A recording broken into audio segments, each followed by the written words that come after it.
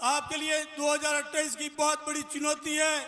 इस ब्रज इलाके के अंदर राष्ट्रीय लोकतांत्रिक पार्टी के झंडे गाड़ दो और एक बार हनुमान बेनीवाल साहब के नेतृत्व में इनकी ताकत से मदद करो। बहुत ही बहुत धन्यवाद। जय हिंद। राम राम साहब। बहुत बहुत धन्यवाद। दिलीप जी ने जोश के साथ उद्बोधन दिया। अब मैं राजस्थान की आन बान शान बुलंद आवाज बड़े भाई सम्मानीय आरएलपी के सुप्रीमो नागौर से सांसद हनुमान बेनीवाल जी को आग्रह करूंगा कि वो अपने जोशीले शब्दों से सरदारी के लिए अपने आशीर्वाद वचन दें।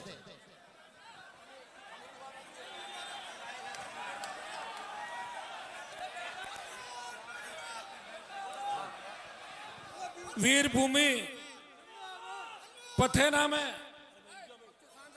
श्री भूमिया बाबा का मेला विराट कुश्ती दंगल एवं जिकड़ी भजन दंगल के अंदर उपस्थित हजारों हजार की तादाद में भरतपुर डी कुमेर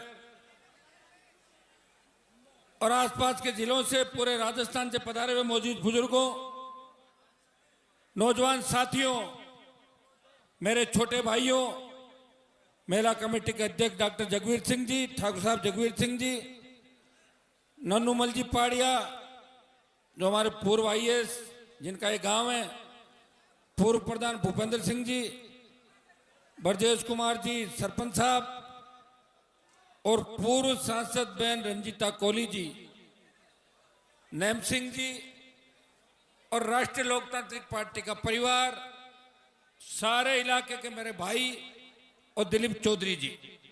सबसे पहले तो पथेना गांव के अंदर सरदारी ने और सरपंच साहब ने मुझे आमंत्रित किया, इसके लिए हृदय से आपका आभार प्रकट करता हूं। बहुत बहुत आपको धन्यवाद।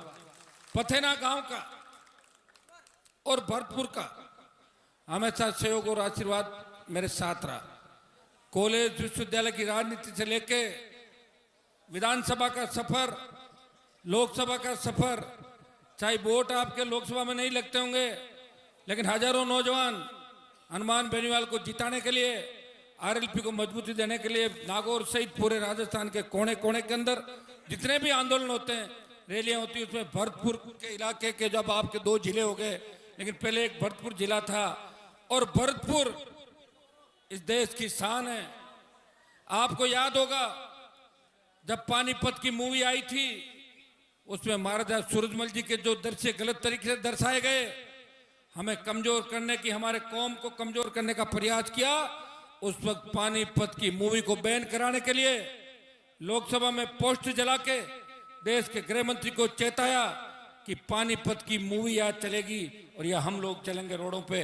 भाइयों, मूवी बैन होने लग गई थी, कुछ लोग नहीं चाहते थे मूवी बैन हो, लेकिन जो गलत तथ्य थे वो सारे पानीपत मूवी से हटवाए, ये आप सबने देखा था। भरतपुर धौलपुर जो हमारी शान है, आज देश के प्रत्येक कोने के अंदर, साउथ में चले जाओ, नॉर्थ ईस्ट में चले जाओ, जो लोग इस राजस्थान से वाकिफ नहीं होंगे, राजस्थान में बहुत से वीर हुए होंगे, लेकिन महाराजा सूरजमल जी का नाम आता ही सबसे महान वीर की जो उपाधि मिली वो महाराजा सूरजमल जी को मिली। भाइयों, 80 युद्ध लड़े और लड़ते लड़ते वीर गति को प्राप्त हुए। मैं नहीं कहता, हो सकता वीर और भी हुए होंगे राजस्थान के अंदर, मैं नहीं कहता, और कई वीर नहीं भी थे तो भी वीरता का लेके चल दिए, बन गए हम वीर। वीर अब लिख दिया इतिहास, भाई क्या कर सकते हैं, लेकिन वीर हुए होंगे राजस्थान में, लेकिन महाराजा सूरजमल जैसा वीर इस हिंदुस्तान के अंदर नहीं हुआ। और मैंने ये बात मेरठ के अंदर जब अभी जाट मूर्ति लगी महाराज सूरजमल जी की, बहुत बड़ा दुर्भाग्य है भाइयों, उत्तर प्रदेश जो हमारा इलाका था, वेस्टर्न यूपी, जहाँ भरतपुर के नाम से आगरा मथुरा से लेके लखनऊ तक भरतपुर का डंका बजता था, वहाँ महाराजा सूरजमल जी की पहली मूर्ति लगी है आजादी के 70 साल बाद। तो अपन पीछे चल रहे हैं, आगे चल रहे हैं, अंदाज लगा लो इस बात से। मैंने वहां कहा था कि पहले के नेता क्या सो रहे थे, क्या कर रहे थे वो लोग, क्यों नहीं जगाया इनको। तो मैंने वहां घोषणा करी कि बंबई में मूर्ति लगे, मद्रास में लगे, बेंगलोर में लगे, लखनऊ में लगे। सूरजमल वो वीर थे जिनकी जितनी गाथा गाई जाए उतनी कम है। वो ब्राह्मणों के लिए लड़े, दूसरी जातियों के लड़े, और अन्याय जहां भी हुआ भरतपुर के राजाओं ने अन्याय के खिलाफ बिगुल बजाया। और हम गर्व से कहते हैं कि हम उस समाज से आते हैं जिस समाज से महाराजा सूरजमल जैसे वीर आते हैं। और इसीलिए भरतपुर से मेरा बहुत बड़ा लगाव है।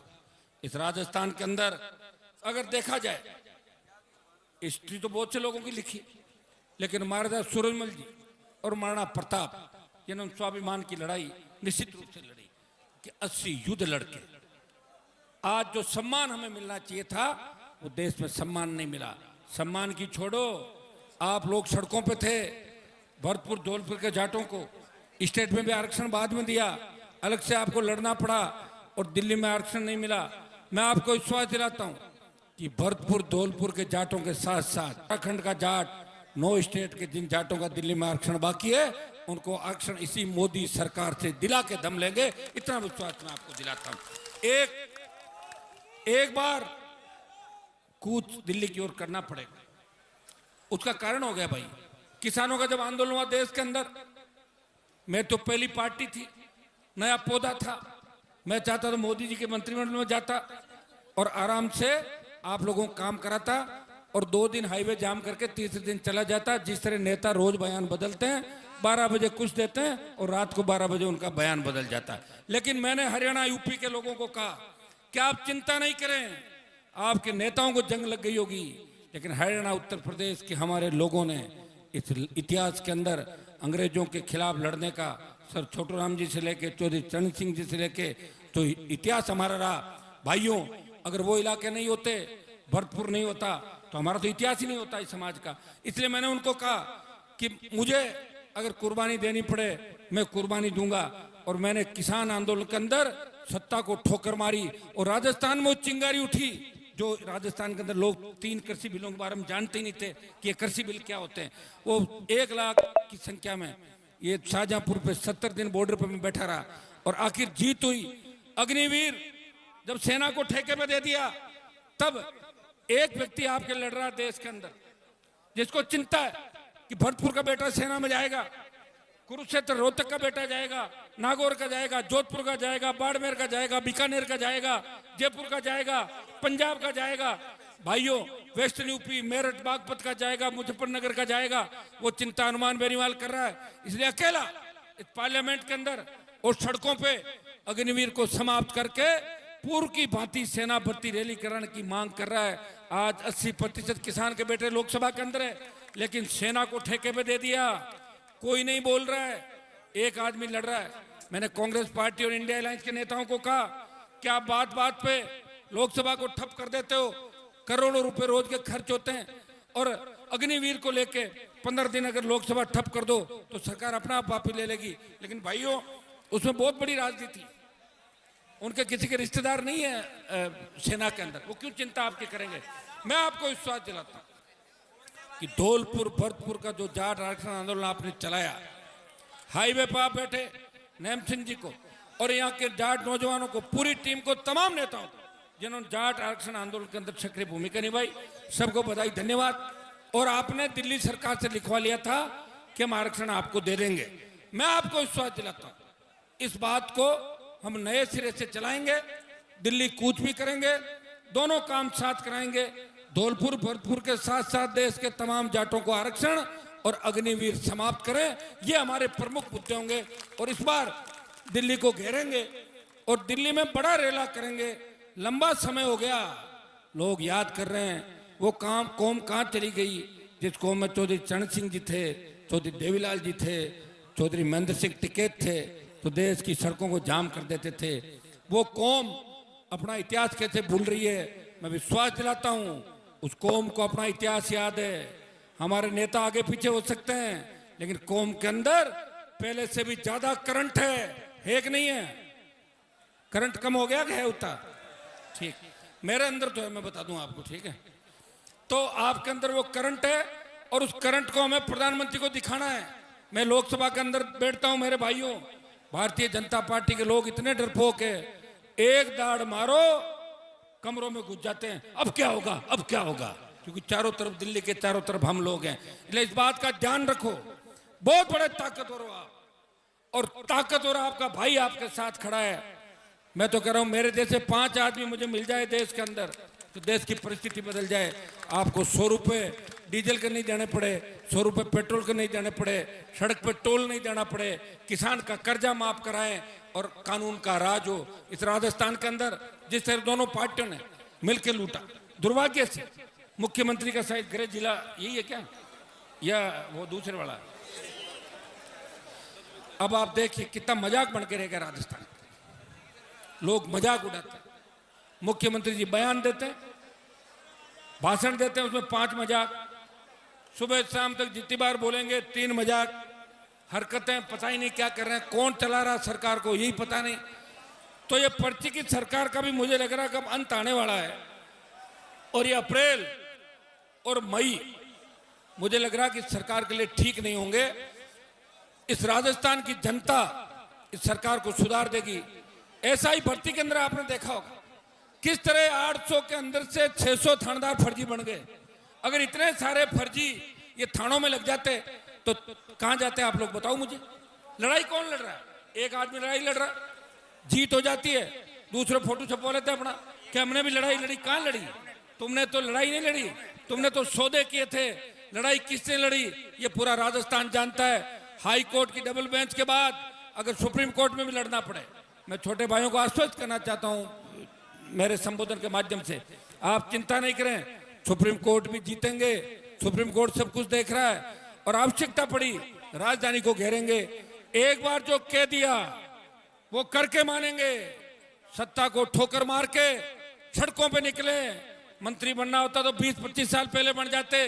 संतरी बन के इस कौम की, किसान की, दलित की, शोषित की, तमाम जातियों की रखवाली इस प्रदेश के अंदर कोई करता हुआ नजर आ रहा है। नागौर का सांसद आम आदमी के लिए, गरीब आदमी के लिए, सर्व समाज के लिए आपको आखिरी उम्मीद के रूप में लड़ता हुआ नजर आएगा।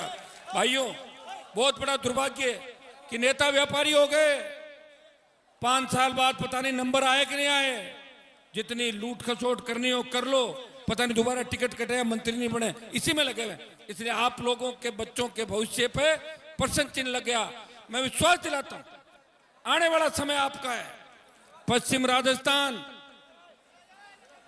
उत्तरी राजस्थान मजबूती के साथ इस बार इस राजस्थान में बदलाव चाहते हैं।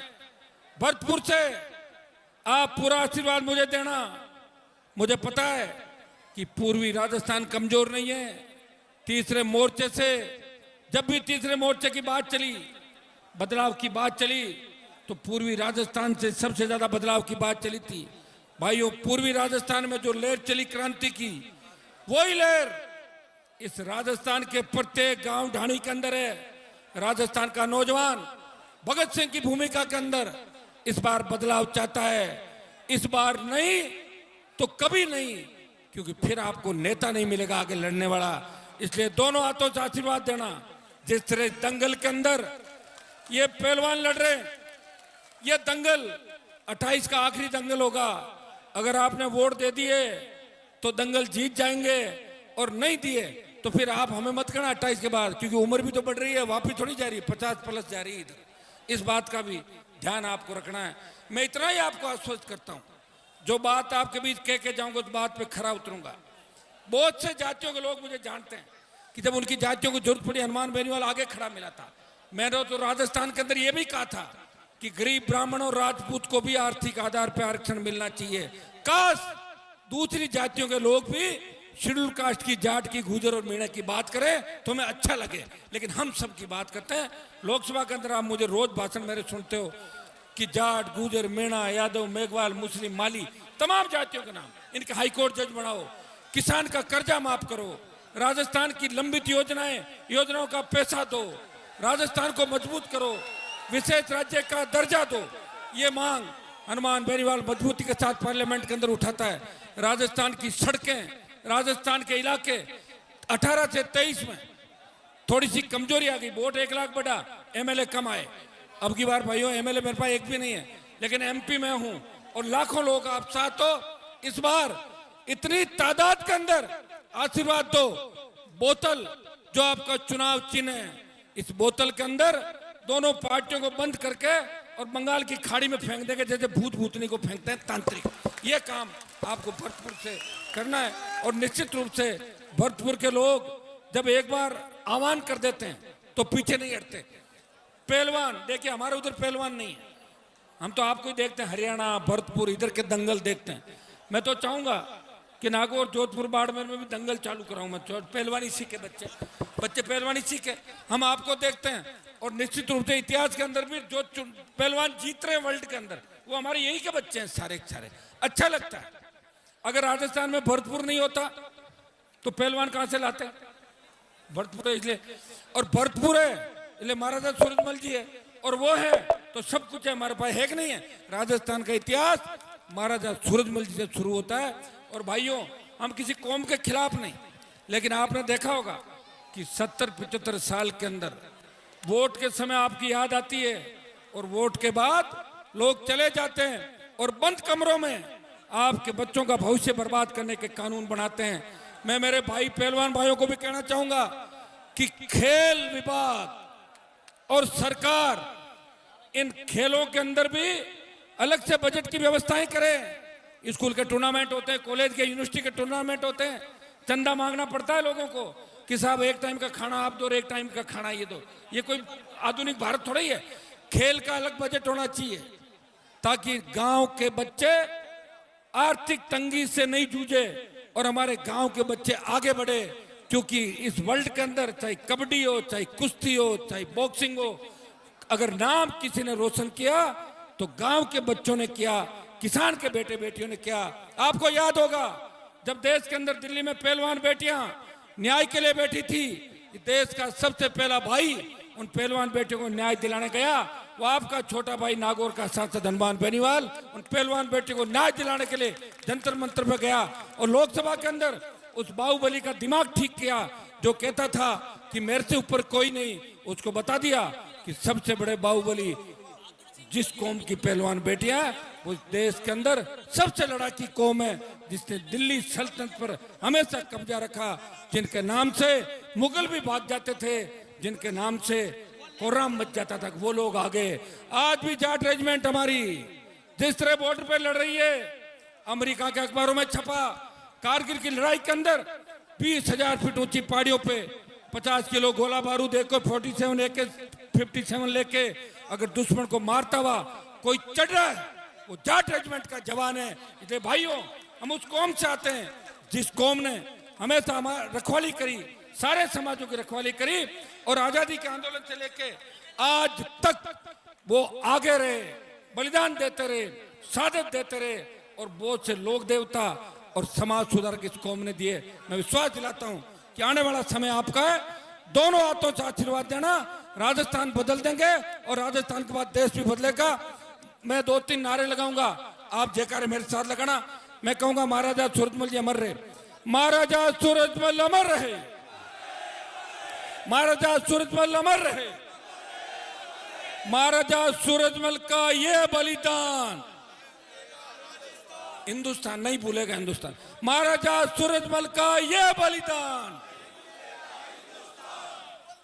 बहुत बहुत धन्यवाद सरपंच साहब को, पथेना गांव को। और पथेना गांव की एक खासियत और है, ये राजाओं के सामने भी हो जाते थे पथेना वाले। बहुत जिस तरह मेरा मूड है वैसा ही गांव का, इसलिए मुझे पसंद करते हैं, मुझे भी अपना गांव का ही मानेगा। हनुमान जी हमारे ही। और मैं भरतपुर के जितने भी आपके काम है उनके लिए आप रेडी हो, आप चिंता नहीं करें। सारे मेरे छोटे भाई हैं, विश्वविद्यालय कॉलेज से सारे साथी खड़े हैं। आप हमेशा मेरे साथ थे और मैं हमेशा आपके साथ हूं। मैं सत्ता में जाऊंगा तो आपको साथ में लेके जाऊंगा, अकेला नहीं जाऊंगा, इतना विश्वास आपको दिलाता हूं। बहुत बहुत आपको धन्यवाद। जय हिंद। एक स्कूल की डिमांड थी अभी इंगोटा गांव के अंदर, मैं बच्चों को आश्वस्त करता हूँ कि एक अर्जी आज लिख के दे रहे हैं, केंद्र का पैसा दिला के बहुत हाईटेक नई स्कूल बनाएंगे बच्चों के पूरे पूरे।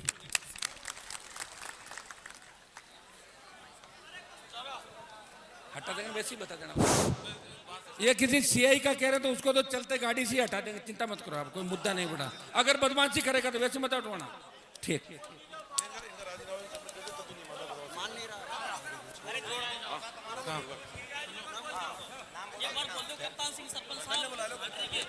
कप्तान सिंह सरपंच साहब को 1 मिनट, पहलवान भाइयों 1 सेकंड बस चलने दो, इनको चलने दो। सरपंच साहब को मैं कह रहा हूं, जब मैं पते ना आया हूं तो कम से कम एक आरएलपी का कोई यहाँ सिपाही तो तैयार करूं, आरएलपी का छोटा भाई। तो मैं सरपंच साहब को कहूंगा कि दोनों पार्टियों को तो रोज ही पर करो, अब 70 साल हो गई, अब मेरे साथ जुड़ो। तो आप राष्ट्रीय लोकतांत्रिक पार्टी के अंदर आओ आप लोग। मैं तो नेम सिंह जी को कह रहा हूं, ये कह रहे हैं वेट करो 2-3 महीने का। नेम सिंह जी 3-4 महीने का टाइम दे रहे, मांग रहे हैं। ठीक, मैं तो इनका 2 बार प्रचार करके आया नेम सिंह, जब पूछ लो दोनों बार। ये सपा से लड़े जब भी, एएसपी से लड़े जब भी। आप आ जाओ। तो सरपंच साहब को करा दूं ज्वाइन में पार्टी। प्रधान जी आप सब आशीर्वाद रखना हमारा, है ना। लाओ भाई,